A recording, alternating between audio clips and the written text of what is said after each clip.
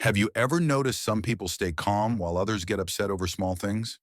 As we get older, the things that once rolled off our back can start to wear on us. Rude comments, unsolicited advice, people overstepping our boundaries. And while we might not show it, the stress stays inside and slowly hurts us.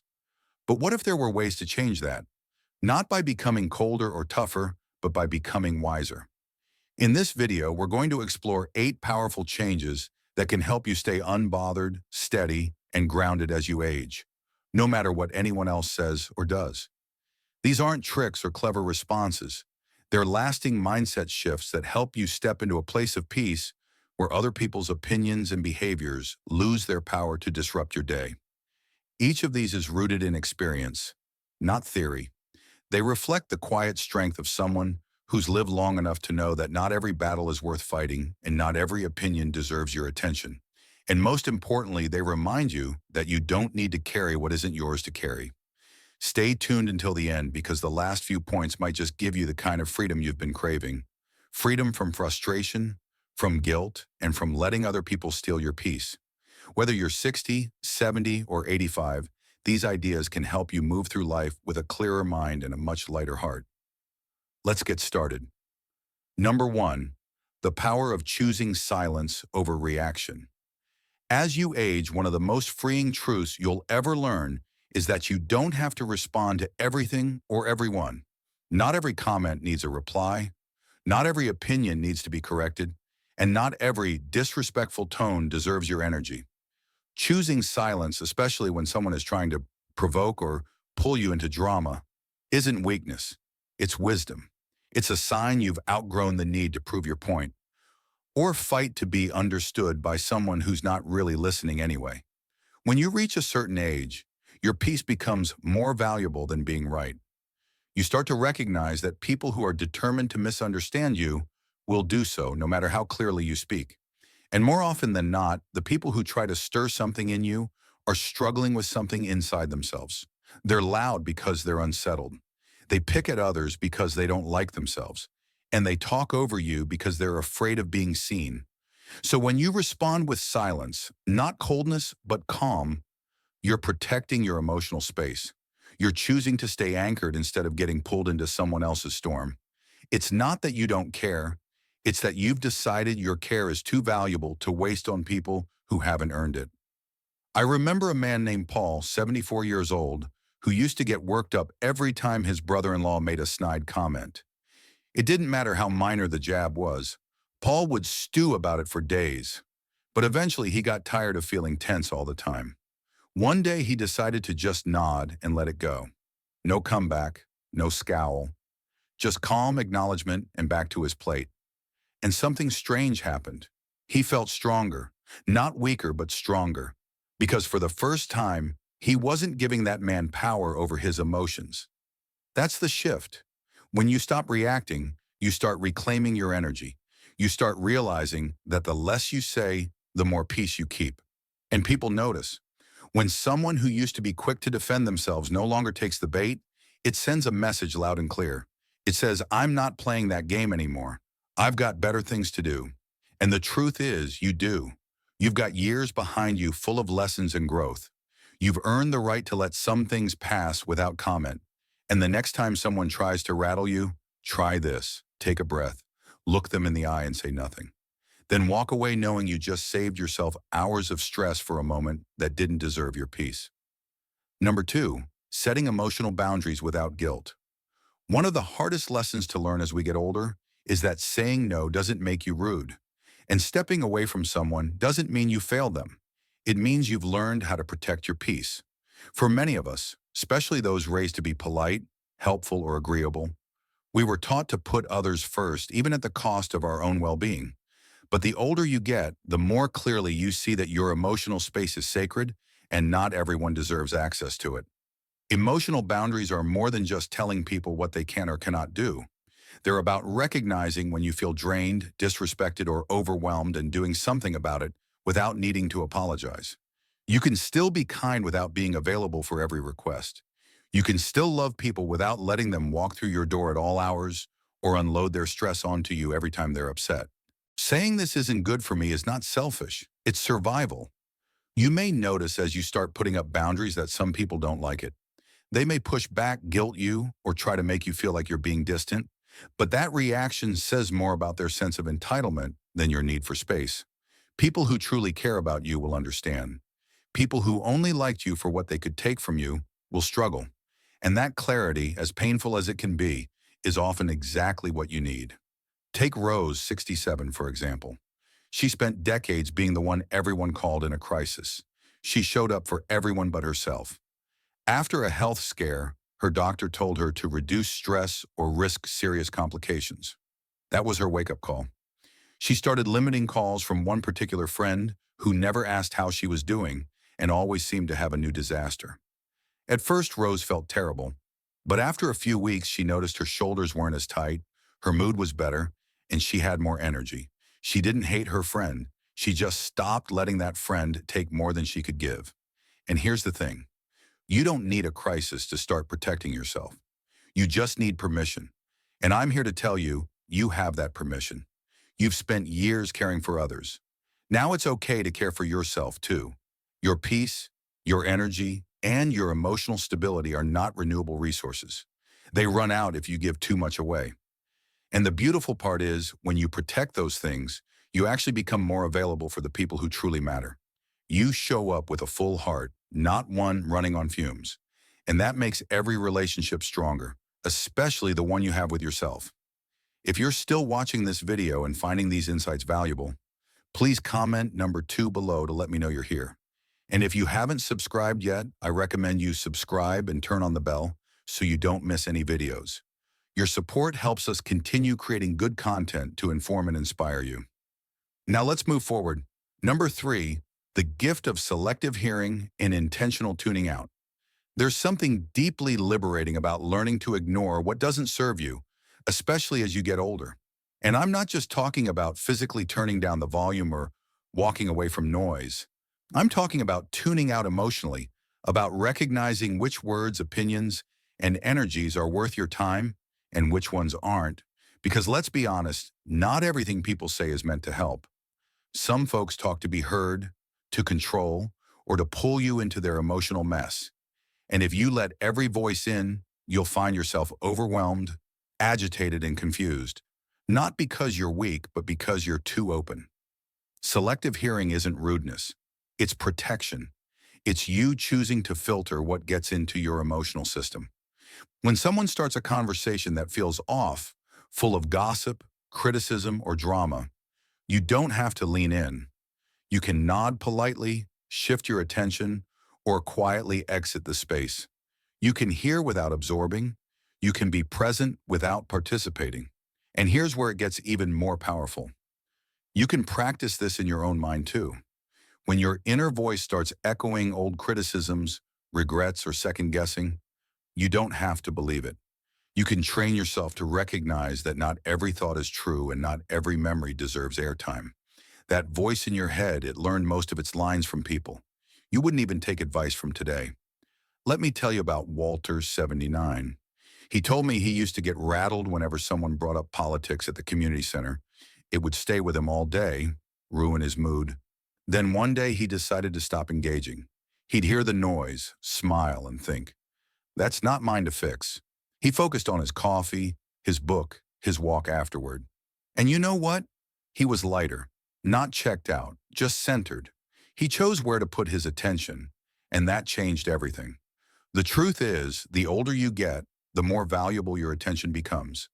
Where you place it determines how peaceful your day will be. So instead of trying to control everyone else's behavior, which, let's face it, rarely works, start controlling your filter. Tune out the things that leave you tense. Tune into the things that ground you. Not everyone has earned the right to speak into your life. And just because you hear something doesn't mean you have to take it in. That kind of mental and emotional filter isn't just helpful, it's vital, especially if you want to move through life with more ease, more clarity, and a whole lot less frustration. Number 4, releasing the need to be liked by everyone. One of the greatest weights older people carry, often without realizing it, is the need to be liked. It's something that starts early in life. We're taught to be agreeable, to fit in, to smooth things over, even when we're hurting inside. And for many of us, that habit becomes so automatic that we don't even question it. We just keep trying to please, to be liked, to avoid upsetting anyone. But at a certain point, you look around and realize you've spent too much energy trying to earn approval from people who barely understand you. The truth is, not everyone will like you. And that's not a failure. That's life. Some people will misunderstand you, dislike you, or disagree with you for reasons that have nothing to do with who you are. Maybe you remind them of someone they don't like. Maybe they're uncomfortable with your confidence. Maybe they just prefer people who are more like them. But whatever the reason, it's not your job to shrink yourself to fit into their comfort zone. Letting go of the need to be liked doesn't mean becoming cold or rude. It means choosing honesty over people-pleasing. It means being respectful but clear, kind but not fake. And most of all, it means being okay with knowing that the right people will like you for the right reasons. Not because you bent over backward to earn their favor, but because you showed up as your full, honest self. Susan, 70, told me a story that really stuck with me. For years, she'd stayed quiet at family dinners when certain relatives made comments that rubbed her the wrong way. She didn't want to start anything. She just smiled, nodded, and swallowed her discomfort.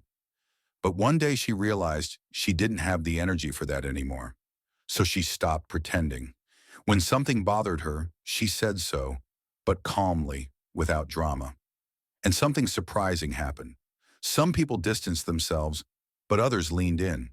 They appreciated her honesty. And most importantly, Susan felt lighter. She wasn't performing anymore. There's a unique kind of peace that comes from knowing you don't have to be everyone's favorite, that you can live without bending, apologizing, or managing other people's emotions. When you no longer rely on others' approval to feel good about yourself, you become unshakable. Their opinion stops holding you hostage. You've lived long enough to know your own worth. So remind yourself the people who matter will respect you more when you're honest, and the ones who leave when you stop people-pleasing, they were never really with you to begin with. If you're still watching this video and finding these insights valuable, please comment number 4 below to let me know you're here. And if you haven't subscribed yet, I recommend you subscribe and turn on the bell so you don't miss any videos. Your support helps us continue creating good content to inform and inspire you. Now let's move forward. Number 5, mastering the pause before reacting. One of the most underrated skills you can develop, especially as you get older, is learning to pause. Not to freeze, not to suppress, but to take a breath before you respond. That small gap, that quiet moment between someone else's words and your reaction is where peace lives. It's where wisdom gets a chance to show up before anger, sarcasm, or regret takes over. And the older you get, the more you start to realize that most regrets in life don't come from what we felt. They come from what we said or did before we gave ourselves a chance to think. There's a reason people often describe older folks as calm or measured. It's not that we don't feel emotions. It's that we've had more time to learn what's worth reacting to and what isn't. That pause allows you to take back control. It says, I heard you, but I get to decide how I'll respond. And that's the key. It puts you back in charge of your own behavior. When you react instantly, you're giving away your power. But when you pause, you're telling yourself, let's check in first. You might still respond firmly. You might even walk away. But you'll do it from a place of clarity, not heat. There's an older gentleman I know named Jim. He's 82 and one of the most grounded people I've met. Years ago, he used to get fired up over everything politics, noisy neighbors, the news. But after a few health scares and long conversations with his doctor, Jim decided he didn't want to live in a state of constant irritation anymore. So he made one simple rule: wait 5 seconds. No matter what someone said, no matter how much it bothered him, he gave himself 5 seconds before responding. He told me, sometimes I use the 5 seconds to breathe. Sometimes I use them to pray. And sometimes I use them to say nothing at all. And that's the shift.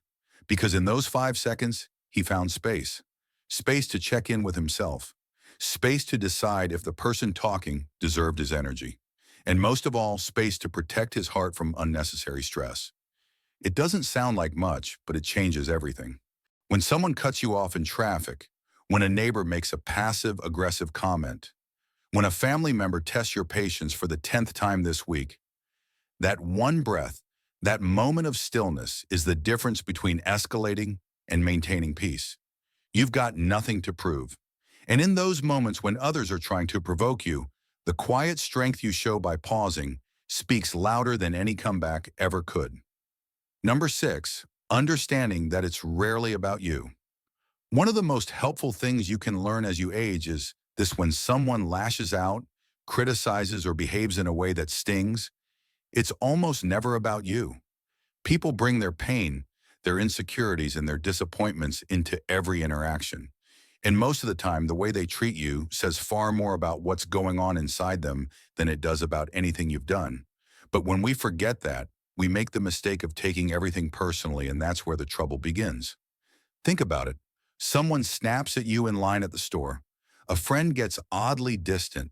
A family member makes a comment that feels more like a dig than a joke.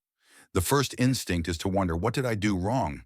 But when you've lived long enough, you begin to see the patterns. People who are hurting often spill that hurt onto the nearest person, not because that person deserves it, but because pain has to go somewhere. And if you don't know how to contain it, it leaks out. When you start reminding yourself, this isn't about me, you create emotional space. You stop absorbing the other person's mood like it's your burden to carry. You allow yourself to observe without internalizing. And that distance, that small buffer, can protect your peace more than almost anything else. Let me tell you about Ruth, 76, who had a neighbor who always seemed sharp and short with her. Ruth thought she had done something wrong. For months, she avoided her porch, skipped small talk, and tiptoed around the tension. But one day they ended up at the mailbox at the same time, and Ruth offered a kind smile. The woman paused, then quietly said, "My husband's in hospice. I'm barely sleeping." In that moment, everything made sense. It had nothing to do with Ruth and everything to do with grief. From that day on, Ruth never took it personally again. This isn't about making excuses for bad behavior. You can still hold people accountable. You can still draw boundaries. But when you realize that someone's sharpness, silence, or sarcasm might be coming from a place of pain, you stop carrying their emotional baggage on your back. You've lived long enough to know the world doesn't revolve around you, and that's actually freeing. Because if it's not always about you, then you don't have to carry the weight of other people's brokenness. You can stand in your own calm, offer kindness when you have it, and step back when you don't. Either way, their storm doesn't have to become your weather. If you're still watching this video and finding these insights valuable, please comment number 6 below to let me know you're here. And if you haven't subscribed yet, I recommend you subscribe and turn on the bell so you don't miss any videos. Your support helps us continue creating good content to inform and inspire you. Now let's move forward. Number 7, drawing strength from everything you've already overcome. As you get older, it becomes easier to forget just how much you've already survived. Life piles on slowly: losses, disappointments, betrayals, aches, and before you know it, you're walking around with the weight of decades on your shoulders. But here's what we often overlook. That weight isn't just heaviness, it's proof. Proof that you've made it through things that would have broken a younger version of you. Proof that you've already faced the storms others are just now learning to navigate. And when someone tries to rattle you, whether it's through criticism, rudeness, or some petty attempt to get under your skin, you can meet it with a quiet confidence that says, "I've lived through worse than this." That isn't arrogance, it's clarity. It's looking at the moment for what it is, just another small wave in a sea you've been swimming your whole life. This is where experience becomes your shield. Because when you know what you've endured, you stop giving power to people who haven't walked a mile in your shoes. Their opinions lose their bite, their tone loses its sting. You start to see these moments for what they are: fleeting, unimportant distractions that don't deserve to linger in your mind. I once sat on a park bench with Leonard, 80, who said something I never forgot. He told me, at this age, I measure problems against my past. If it's not bigger than burying my wife, losing my job, or going through cancer treatment, then it's not worth more than a few minutes of my time. And that kind of perspective, it's earned. It doesn't come from books or advice, it comes from living through real things and still getting up the next day. So if someone's opinion or attitude or misunderstanding is bothering you, stop and ask yourself, compared to what I've already been through, Does this really deserve my energy? And more often than not, the answer will be no. You've made it this far for a reason. You've built resilience, and you don't need to waste that strength trying to win the approval of someone who doesn't know your story. The moment you begin standing on your past instead of hiding it is the moment you become unbotherable, because you've earned your peace and you're allowed to protect it, spending your energy only on those who respect your peace. By the time you reach your 60s, 70s, or 80s, you begin to understand something that changes the way you interact with people forever. Not everyone deserves your time, and even fewer people deserve your energy. You start to notice which relationships leave you feeling drained and which ones lift you up, which conversations bring warmth and which leave you feeling small, second-guessed, or uneasy. And when you really begin to pay attention to that, everything shifts. Protecting your peace doesn't mean cutting everyone out. It just means being more careful about who gets access to your attention, your emotions, and your daily life. You can love someone from a distance. You can keep things polite without inviting their chaos into your home or your mind. And the more you practice that kind of emotional boundary, the more room you make for people who actually bring joy, safety, and ease into your life. Think of it like this. Your attention is a resource. Every phone call, every visit, every conversation either gives you energy or takes it. You get to decide where it goes. And when you realize how much better life feels when you're surrounded by people who respect your space, you stop tolerating the ones who don't. There's a man I know named Charles 73 who used to spend every Sunday with a group of old friends from work. Over time, though, he realized all they did was complain about their wives, about the government, about their health. Every time Charles came home, he felt heavier. Eventually, he decided to try something different.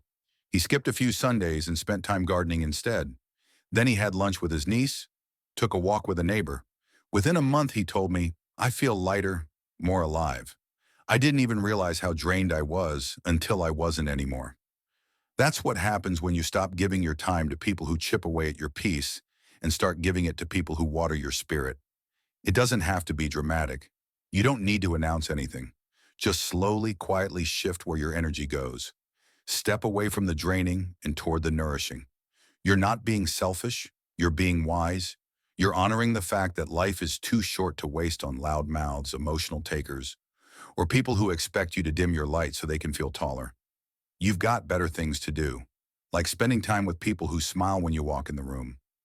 People who ask how you're really doing. People who let you be fully yourself. No performance, no effort, no tension. The older you get, the more sacred your time becomes. So protect it. Share it with people who deserve it. And let the rest fade quietly into the background where they belong. Final thoughts, Igbo. As we wrap up this video, take a moment to breathe and reflect. You've just heard 8 powerful reminders that staying unbothered as you age isn't about ignoring people. It's about honoring yourself. It's about learning that silence is strength, that your peace matters, that you don't need to explain, justify, or prove anything to anyone who hasn't earned the right to hear your heart. From setting quiet boundaries to tuning out unnecessary noise. From letting go of old, approval-seeking habits to choosing where your energy flows. These aren't just mental tricks. They're tools for protecting the years you've worked so hard to reach. You didn't come this far just to spend your days frustrated, drained, or tied up in someone else's mess. You came this far to live with more freedom, more wisdom, and more peace. So let me ask you, what stood out to you the most today? Was there a point that felt like it hit home? Maybe it was about reclaiming your calm. Or maybe it was finally accepting that not everyone needs to like you. Whatever it was, hold on to it. Let it be a small shift that turns into a big change over time. Thank you for joining us today. We'd love to hear from you. Leave a comment below and share one thing you learned today and how you plan to use it in your life. Your thoughts are important to us, so don't hesitate to share them. Reading your comments gives us great motivation and encouragement. If you enjoyed this video and found it helpful, please like, subscribe, and share. Your support helps us continue creating good content to inform and inspire you. Thanks for watching, and we look forward to seeing you in the next video.